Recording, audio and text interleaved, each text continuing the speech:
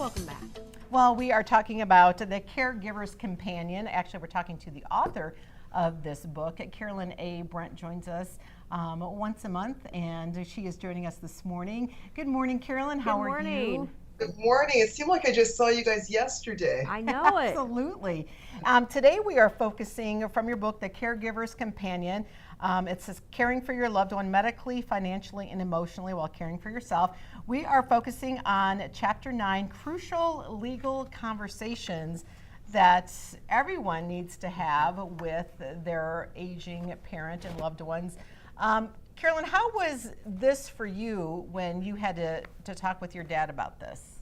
Well, actually, my father had the conversation with me when I was 18 years old. But unfortunately for us, we just assumed everyone in the family was on the same page. So my father did not put his legal documents in the state. We had it with the federal because he was a veteran, but we neglected to put a proxy together, a medical proxy together for the state of California where he was residing at the time. Also, a legal, doable power of attorney for his finances. We did not do that because we thought our family got along. It was not a problem. And then also, Dad did not have a living will and or trust. So I share with people, you want to have a medical power of attorney or a proxy, whichever state you're in is really the same thing. And you want to try to get a durable one, which simply means it endures once that person becomes incapable of making decisions for themselves. It'll go past that 1 year mark. It endures for the life of the patient or of your loved one. Then you want to be able to have a legal power of attorney for fiduciary, your finances, to endure past that. So whoever does the will or the trust, you got to trust the person that you're selecting with your life. You've got to know that that person is going to have your best interests at heart. And one thing I really want to mention, what happens when families don't do wills, it turns into, it's called in-state.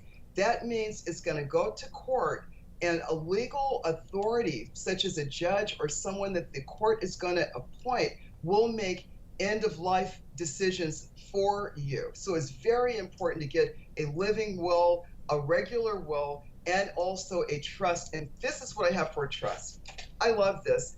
A lady by the name of Carolyn Rosenblatt, she is an elder law attorney in California, and she made a trust so simple. She said, Carolyn, just think of it as a gift basket. So what I tell people, whatever you want to leave Sally, Sue, or your loved one, put it in this gift basket. And once you are deceased, that's when the gift basket is open and all of your wishes are going to be dispersed the way that you would like for your trust. So a lot of people say, well, I don't have enough money or I don't have enough assets for a trust. I believe everyone should try to have a trust. If you have a lot of either siblings or loved ones, you want to have a trust so that your end of life is not going to end up in probate court. You know what, and my brother had asked the question, or had told me that, you know, when we're talking with our mom about that she should get a trust. And some people are saying, what's better, a trust or a will, and what's the difference?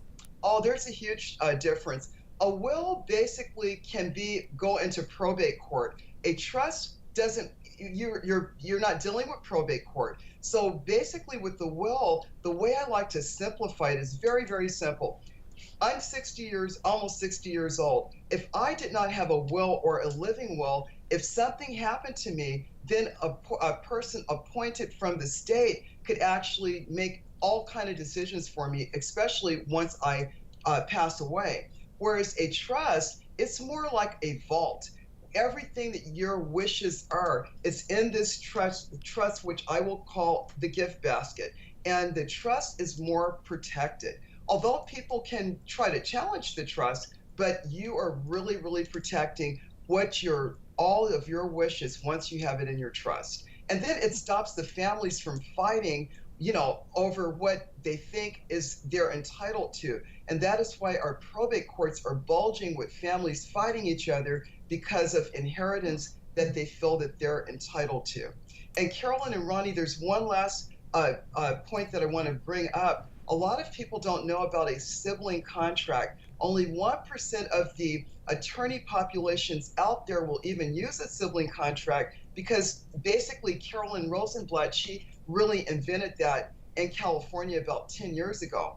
And only thing that's going to do is when a person is selected to be a caregiver, put it in writing, have it legally documented. So on the back end of caregiving, once that person passes away, a sibling that you haven't seen in 20 years can't say, well, Carolyn never took care of dad. He was homeless. It takes a whole lot of minutia out of end of life when people are grieving and they're fighting and they think there's money. And chances are there's not going to be any money, especially once an estate goes into probate.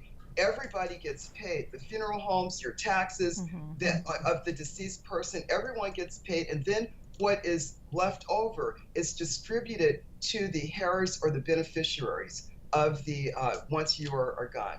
Wow. Does that make sense? Easily put. Yeah. Well, Carolyn, stay with us. We have a lot more questions, and we'll be back with more with Carolyn A. Brent in just a moment.